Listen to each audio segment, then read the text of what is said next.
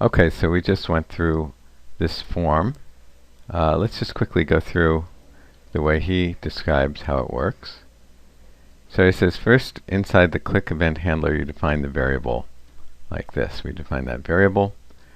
Next, you clear the list by calling the clear list method.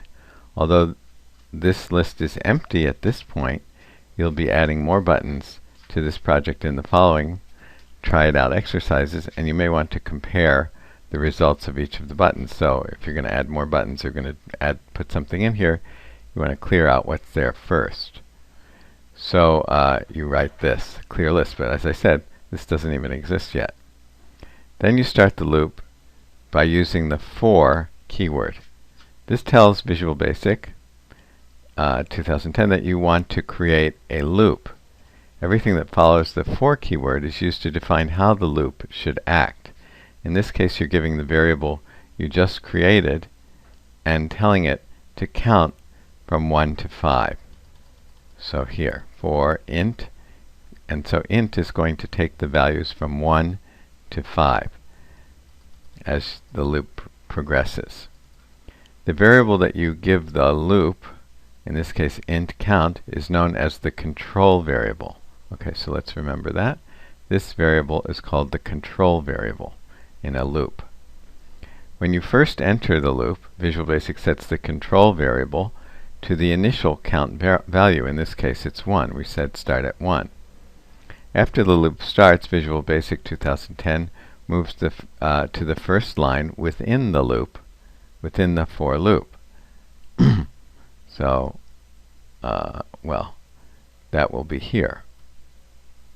Next part of the loop. In this case, the line that adds a string to the text box, to the list box. So we're adding this string to this list box. So it moves to here. This line, this time this line of code adds I'm item 1 in the list, because at this point this variable has the value 1 in the list. Visual Basic 2010 then hits the next statement, so then we get to here. When the next statement is executed, Visual Basic 2010 increments the control variable. So in other words, it goes back up to here and increments this to 2. Increments the control variable by 1. The first time next is executed, the value in int count changes from 1 to 2, provided that the value of the control variable is less than or equal to the stop value. So as long as now int count is 2, as long as it's less than or equal to 5, we'll go back into the loop. Visual Basic 2010 moves back to the first line after the for statement. So it goes to the first line after this, in other words, goes back into the loop block. And it goes to here and then to here. Okay, this time this line of code adds I'm item 2 in the list to the list box. After this line is executed, you run the next statement again, and it goes back up. The value of int count is now incremented from 2 to 3, and because 3 is less than or equal to 5, you move back to the line that adds the item. In other words, you go back into the loop block again, to the line that adds the item to the list. This happens until int count is incremented from 5 to 6. So then it stops because it's not less than or equal to 5. Okay? He says when we are talking about loops, we use the term iteration. One iteration includes one movement from the for statement to the next statement. So when you go through from the for to the next, you call that one iteration. Our loop has 5 iterations this time. Now he gives a little explanation about the method that we defined called clear list. It's private we didn't really talk about what this means, but it means that basically it's only available to your to your program. So no other program can access this method. The method you define contains only one line of code. It actually, our method actually only has this. This part here is just a comment, so it only has one line of code. But still, he says that it's convenient to have it. As I said, if you only had one line of code, it's not necessary really to write a function like this, or a method like this rather. But you can. And anyway, we're going to call it later. We say call it just means use it later. When we actually use it in our sub procedure, in our button sub procedure. Now the reason we write methods like this is because we can reuse them later, right? Without having, as I said earlier, if you have many lines of code, you don't want to have to retype it every time. So if you make it into a sub-procedure, you can reuse it just by writing clear list, open bracket, close bracket, if you've already written this sub-procedure. Okay, so you're supposed to turn that one in as a project, and then make another one. Or actually, no, let me change that. We're going to make one longer project, so you don't have to turn that one in separately. Okay, so the next part of our project is to add another button, and we're going to call that button this, and its text property is going to be for next loop with step. So we're going to learn about using the step keyword in a for loop. So let's see what they mean. Here's the for loop again. It starts here and ends here. Now this one has slightly different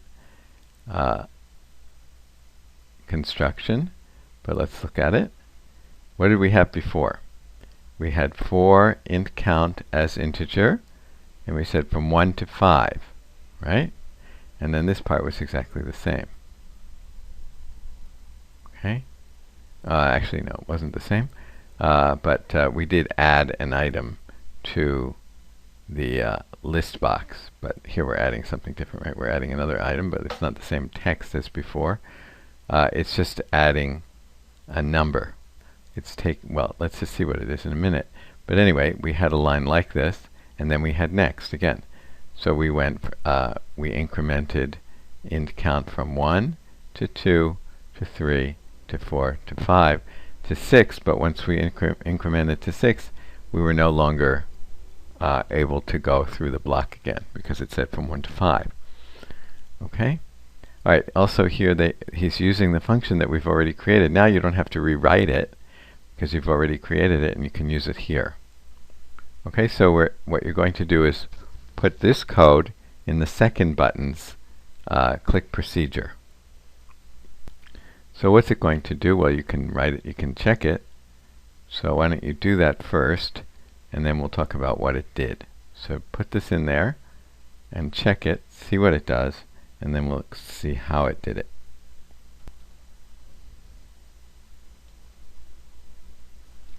So when you're finished, you will agree that it hopefully did this.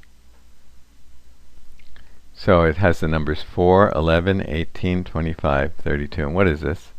You can see that it goes 4 to 11 is plus 7, 11 to 18 is plus 7, 25 to 32 is plus 7, and so on. So we can see what it's doing. And here's the command that tells it to do it.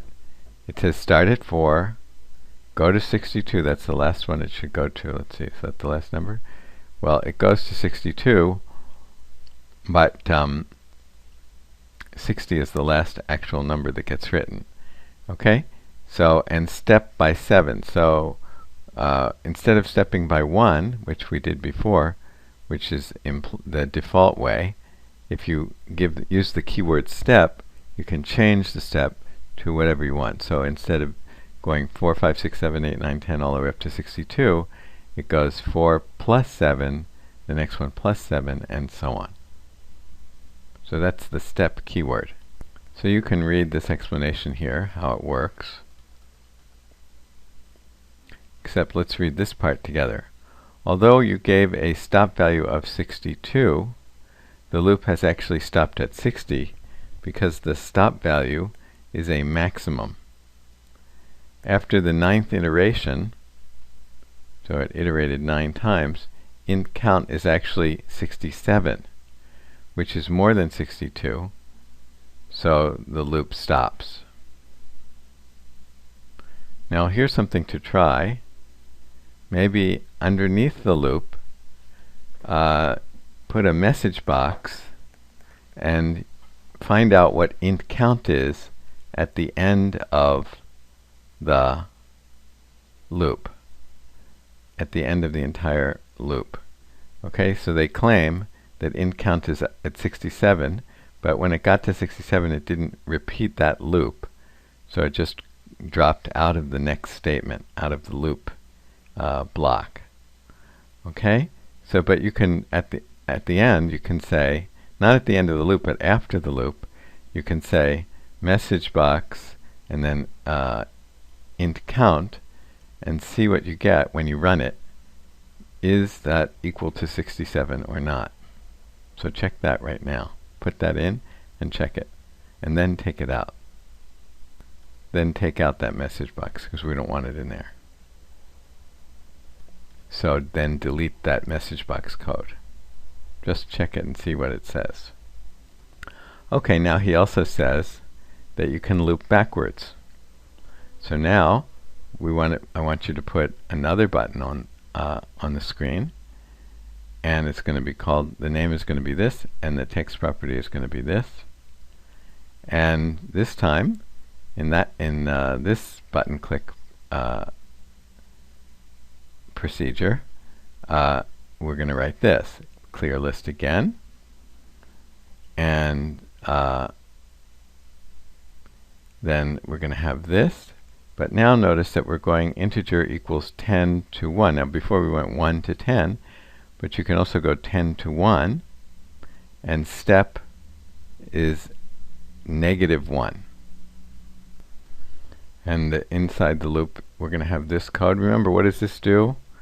Int count, and then that's the control variable, and then it gets, which is a number, but then it gets converted to a string and then added to the list box. He says, how does this one work? If you use a negative number like -1, 4 tries to add -1 to the current control value. Adding a negative number has the effect of subtracting the number.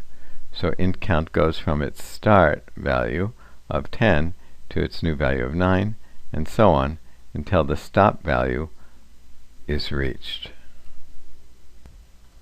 Okay, so at this point your project should look like this, and you should have these 3 buttons. Now one thing I'd like you to test before we go on is take out the clear list from, maybe just put a comment in front of it so you don't have to actually delete it. Just put a comment, just put an apostrophe in front of it so that it's commented out, and do that for all of the buttons, and then run the buttons and see what the difference is. Okay, and then after you've done that, after you've checked what the difference is, go back and uncomment this so that there's no apostrophe there.